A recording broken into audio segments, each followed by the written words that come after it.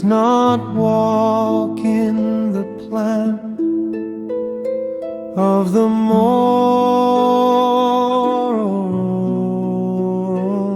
warped, for he will not be standing in the pathway of the sinful,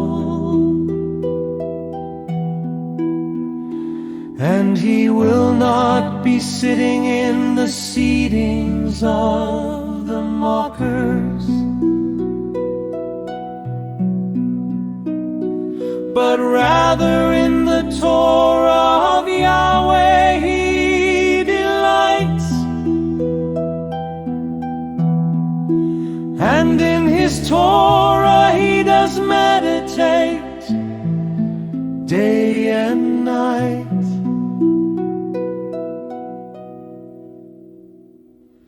So he is like a tree planted over streams of water, which brings forth its fruit in its time,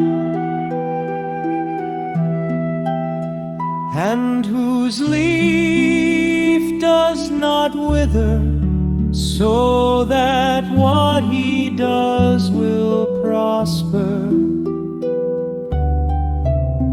But not so the morally warped, who instead are like the chaff waste, which the wind blows to and fro. Therefore the morally warped ones will not be standing in time of the judgment,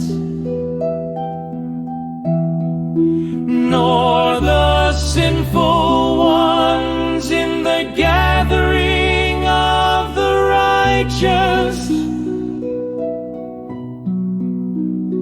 For Yahweh knows well the pathway of his righteous, but the pathway of the warped ones gets them